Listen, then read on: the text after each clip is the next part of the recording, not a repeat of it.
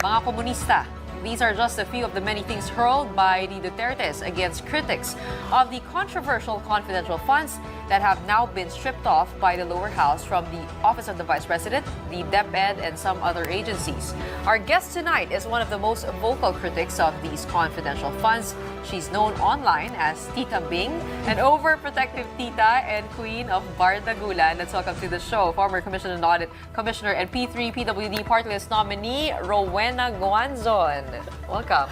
Thank you, Gretchen. And former COMELEC Commissioner, we should add to that. When do we call you list. Congresswoman? Well, what's up with that? by God's grace, I hope not too long. What are the updates on that, by the way? Well, we're still in the Supreme Court, and of course we are praying that it will be resolved soon. So there will be a hearing in November, and after that, hopefully the Supreme Court will resolve it. Soon, because the PWDs have no representation in Congress. It's been 2 cycles of the budget already. What do you mean no representation? At the moment, There or is no other party list. Historically There's no speaking? other party list in Congress that represents the persons with disabilities. that is specific to Yes, them. and the P3 PWD won by 391,000 votes. And under the Constitution, it has a reserved seats. Unfortunately, the Speaker did not allow me to assume office Okay. because he said that there is a pending Supreme Court case filed by, of course, Cardema. Nauna na po si Congressman Tulfo. Yes, but congratulations to Congressman Tulfo. But what's the difference? He's also a substitute. Well, Baka na, the papers are underneath a stack of papers lang. Well, we don't want to preempt the Supreme Court. last in, first Exactly. out. Exactly. Oh, yeah, could be. Diba? In any case, you're here tonight to talk about confidential funds. Right. And Commissioner It's so Guanzon. confidential that... Oh, my. You've been quite vocal on there to talk Twitter. about? Twitter, or X, as we should now call it. And the last tweet you made on it, what's the verb of X? The last X you... The last you X'd about it, you said it's confidential. Anong plano mo sa pera namin? Bakit confidential, sis? Oh, One of the last. Meron pa dagdag yun. Sabi, confidently beautiful without confidential funds. And thank you. Di ba nauuso na yung mga memes ngayon? Yeah. Pati yung meron kang pitaka na nakasulat, parang no confidential funds. yes. Diba? I think that's the trend now. Yung mga bags na no confidential funds inside. Okay, so tell us, what do you think? Well, confidential funds should concern everyone. Bakit? Kasi pera nyo yan eh. Taxpayer kayo eh. Kahit nga sedula lang, nagbabayad kayo eh. Diba? Kahit nga mayor's permit lang, nagbabayad din kayo eh. Bakit sila may confidential fund na almost or more than 60% ng debt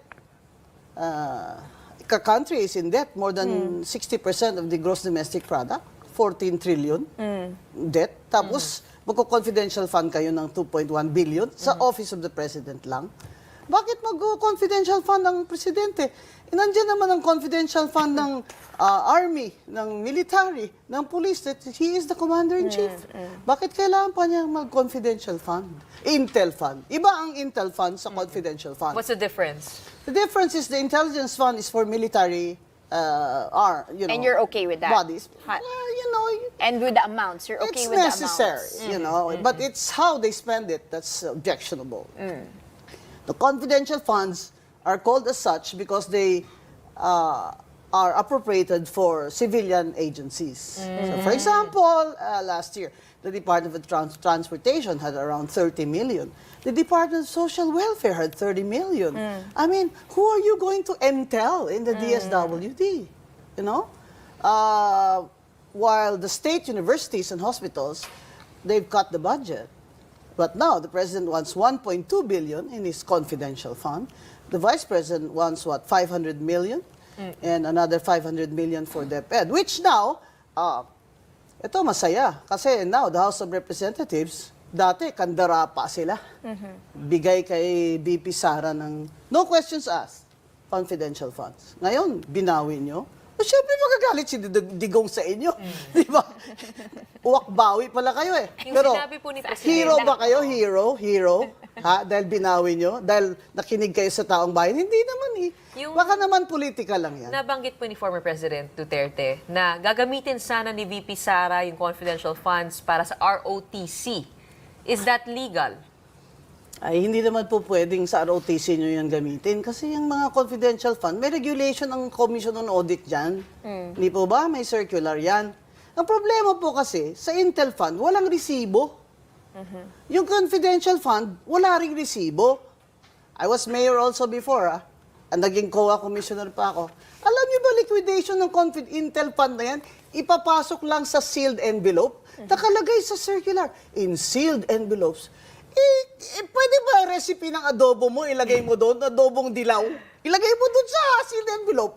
Di ba yan papasa sa COA? Kasi sealed envelope yan eh. That's what I've been saying, that the Congress, aside from doing the Filipino people a favor, so it speaks, magpasa na kayo ng batas na nililimitan nyo yung confidential fund zero sa civilian agencies. At ang Intel funds ay may batas na nag-regulate kung paano yan gagastusin. Senator Sonny Angara was defending the confidential fund of the President, saying that he is the head of state, merong mga bagay na siya lang nakakaalam at nakakakita. Hindi ko alam kung ano alam niya. Pero And ma'am, this has been...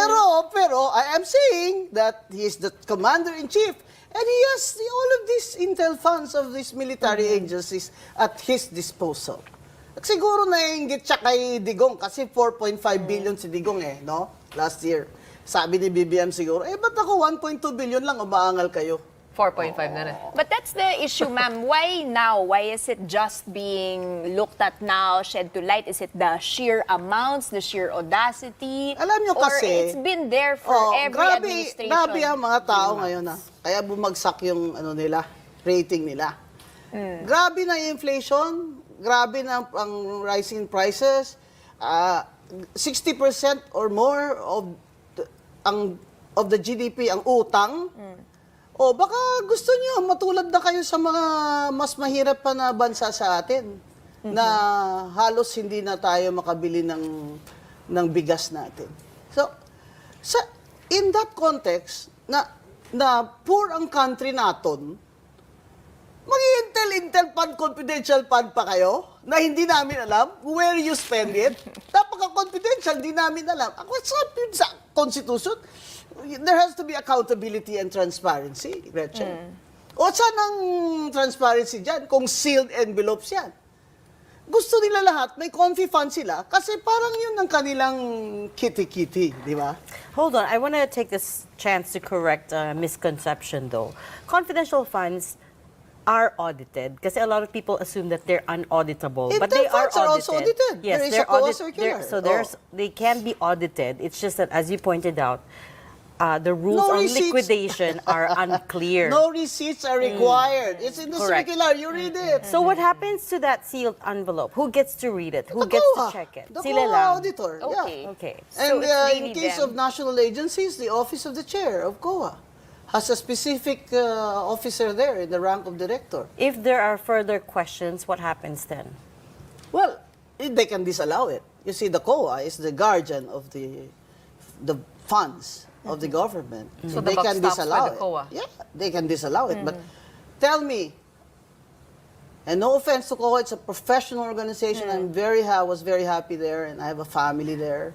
I feel like I'm family up to now. Meron bang confidential fund o intel fund na disallow? Wala, di ba?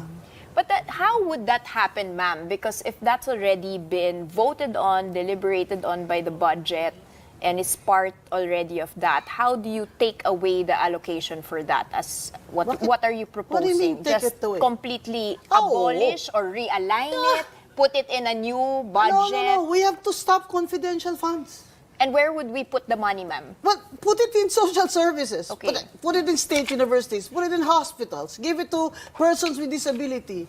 give the persons with disability their monthly assistance fund. The senior citizens who are indigent, give them that. There's But so ma'am, many just things you from a can practical do with so many perspective. billions of pesos, and you want it in confidential funds. But from a practical perspective, how can we decide on where this money would go? Wouldn't that Well, take that's deliberations that's from the that's the House? job. Diba? That's the job Parang- of the Congress because Yeah, it it's holds going the to purse. take a whole other But deliberation it holds of the person. Now, why are they Where withdrawing will we it put from it? VP Sara? Why are they withdrawing it from all the civilian? All of a sudden, they have a hallelujah. They found the Holy Grail. They're now zero for civilian agencies, and they'll move it to the Coast Guard and military. All of a sudden, is there politics there involved? I like that. I like that. But I want it for the right reasons, Mr. Speaker. For the right reasons. That confidential funds should be stopped once and for all. Because we cannot Across the afford. board, across we the board. cannot afford a single million, a single peso in confidential funds that are most likely going to be in the pockets of public officials. Because, again, there is no transparency, and the regulations for liquidation is very vague. Very vague. So, pass a law. Kaya po pala hindi pa na-approve yung ano ninyo. Pagiging congresswoman ninyo. Alam nyo, Maybe that's why. alam nyo, alam nyo, kahit naman di ako nakaupo doon nakaupo naman ako dito. Di ba?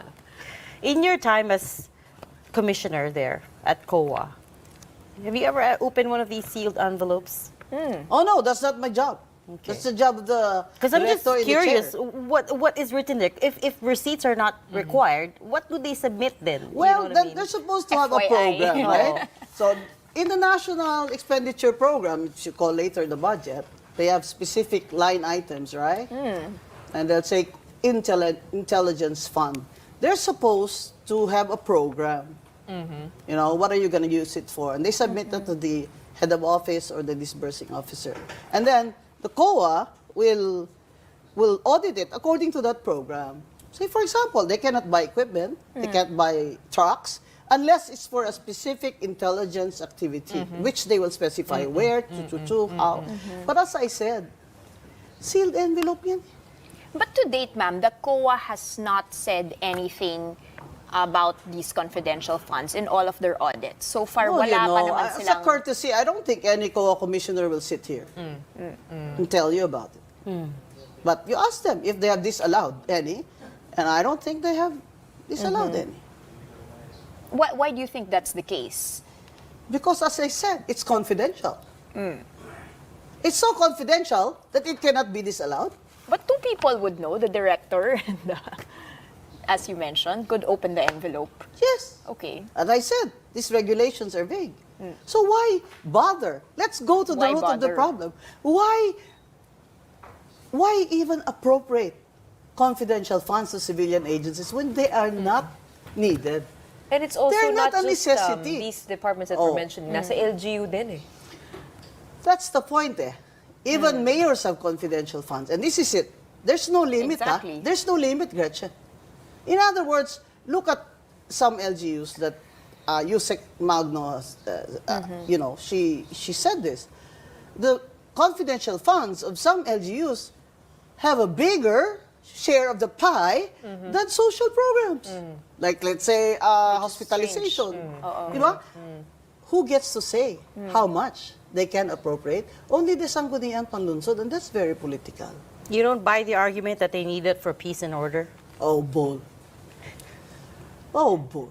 Is I there was mayor, and mayors don't need intel funds for peace and order. They put it in the MOOE. Maintenance and operating expense. Put it in your police services. You hire more traffic people. You buy more ambulances. You buy more whatever. More police women on the streets. Intel fund to ensure peace and order. That's a fallacy. Ma'am, is there It hard does evidence? not follow. Is there hard evidence that this has been used for corruption? Hard evidence. What do you mean hard evidence? Has anybody been sued in the ombudsman for the misuse of confidential funds? I don't think so. But you know, you gave me an idea. I'm going to search for it tomorrow and let you know. But I don't think so. Yung extraordinary funds. Extraordinary Ano naman That's expenses. kind of the same, right? It's confidential funds for No, LGUs and but extraordinary the House funds. said they didn't. The House, diba, has been accused of having confi funds as well, and they said no, you don't have confi funds. They're They have called extraordinary extraordinary funds. expenses. Well, please help us understand what extraordinary expenses are. well, I think that's the funds that they use for entertaining, foreign guests, things like that. That's you look at the extraordinary funds. It's probably going to have a lot of receipts for restaurants. Oh. No, okay, not security. So extraordinary funds, but not security because security will have its own fund. And in the budget, it should have a line item. Di ba? That was the controversy. But there was no line item, zero. And then, the House said the VP can have confidential funds because it's in the heading. But then somebody said, no, it has to be in the item. No. But then now they turn around and say, no one na. They binawi nila kay VP Sara ang confidential fund. Eh, syempre magagalit. Di ba? Syempre magagalit si Digong sa inyo. Merece kung sa Ilonggo pa. I was reading Yusek Magno's Twitter account the other day, and she was unearthing a lot of documents. She was saying the earliest mention of a confidential fund was during Magsaysay's time, and it was a private fund raised as a reward against hook leaders. And it seems like Marcos Sr. started the confidential fund as we know it. And there's a document that she posted that confidential funds were used to finance Imelda Marcos's travels. And she said CFs breed corruption. What do you know about that? Well, she's USEC of Finance formerly, so she has evidence. I mean, they probably had vouchers or notes, and I believe her. I believe her. This document dated Yeah, Shelo Magno 1981. from the UP School of Economics is an expert, very credible. And speaking of which, you have a public movement against corruption with her. Tell us more about that. Yes, thank What you, are Dan. you expecting here? Well, it's being started now, and thank you for letting us launch it here in TV5. And of course, Yellow Magno told me, go ahead, talk about it. Tonight, we are announcing that there is a growing movement called Wag Kang Ko-Corrupt, which is going to be a nationwide movement to protest confidential funds and put an end to it and put an end to corruption. So it's really an anti-corruption movement, but specifically now we are protesting against the confidential funds.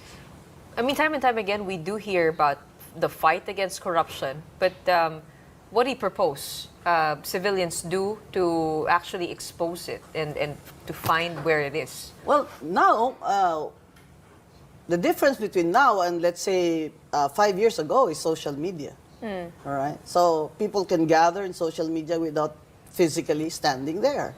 And we're counting on it. And as Maria Ressa said in her book, 96% of the users of Facebook, 92 are Filipinos. So where are the 8%? I mean, 92% of Facebook users, kayo, Pilipino kayo. At may karapatan kayo sa lahat ng ginagawa ng gobyerno nyo, lalo na sa pera, kung paano nila ginagastos. May karapatan po kayong tumutol dyan pag alam na natin na ina-abuse na nila at open sa abuse ito. Madali lang naman eh. Gusto ng Congress, i-stop yung confidential funds, edi pumasa kayo ng batas. Wala nang... when we were in COMELEC, I'm very proud to say, lahat kami commissioners, sabi namin, wala kaming confidential fund. Zero. Gusto lang ni Chairman Andy Bautista, confidential fund, 8 million. No, But we you passed... shot it down. We passed a resolution. Yeah. And I spoke with Senator Legarda in the Senate Finance Committee, and I spoke with Congressman Nograles in the Congress Finance Committee, and I told him, I spoke to him on the phone, and I said, we are willing to appear, to tell you that we don't need it. I don't think we should spend the people's money on activities other than quasi-judicial functions and counting your votes and making the rules. Di ba? So wala kaming confidential funds. Sabi nila, ikaw naman, Kom, ayaw mo ba yun? May ano ka? May share ka? Alam nyo, ito mga share-share na ito. Kaya kayo, yung corruption na culture, tinotolerate nyo. Commissioner, just very quickly, your anti-corruption movement, how big are you now? I mean, I know you're just about to launch it. I think I'm the one they put up here so that I can be targeted. But There these you are go. very credible people. Very credible people have put up this movement. And I think tonight or tomorrow we will, of course, launch the Facebook. And it People can post on that page. Yeah. Oo, sali kayo. Lahat, sali kayo. Vendors, tricycle drivers, tambay, You know, sali kayo. But what I Oo. love about what Yusek Magno is doing, that she's unearthing actual numbers and data to back her accusations. Diyan, lalabas dyan lahat sa Facebook post. Tsaka meron siyang page na yan. tutorial teaching people how to find these confidential funds data. Yes. If you're going to write about it, if you're going to want to see it She's close. basically giving us all a crash course on economics, And on we need finance, that. on statistics. And how to Yeah. look for the information that we need, Yeah. which Yeah. we are entitled to as citizens Yeah. of this Yeah, nation. that's what the Facebook page will give the public. Turuan nyo kami kung oo. paano hanapin. Gusto ko nga kung paano Tagalogin yan, di ba? Tama yan. Mga tao, maintindihan nila. Pero sa ngayon, may utang. Ang laki ng utang ng Pilipinas, no? Ang gross domestic product, 60% ng gross domestic product, utang. Tapos magko-confidential fund sila. Tumutol po kayo kasi nagbabayad naman po kayo talaga ng buwis. Ma'am, what about the Maharlika Fund? Okay ka na ba dun? Babalikan pa ba natin yan? Just, support, not support, especially with the Ay, matagal revisions na that ako have been. nag-object dyan. Despite Sa the Maharlika Fund revisions na po. yan. Kaya, di ba sabi namin, we threatened, mag-hunger strike kami sa labas ng batasan kung sasama pa yung SSS namin at GSIS. Tinanggal naman ni Kong Stella Kimbo. Salamat. Eh, ano po masasabi po niya dun sa stance dito sa confidential funds? She was initially defending it. Yung kay BP Sara. Oh. Sabi niya nasa heading daw eh. What do you mean? Nasa heading daw. Ganun. Pero wala sa line item. No, so, pero in the end, it's now water under the bridge. Kasi sabi ng speaker, tanggalin. Di tinanggal nila. Hindi po ba? So, in the end, okay naman. Pero ang tanong, tanggalin mo dyan, ilalagay mo sa military agencies. Ganun pa rin. May confidential fund pa rin next year. Depende kung sino nakaupo dyan. Well, we heard it straight from you. If you want to join the movement, the Facebook page is launching tonight and tomorrow, I believe. Wag kang kukurap. Thank you so much for joining us tonight. Former Comelec Commissioner Rowena Guanzon. Salamat po. Salamat, ma'am.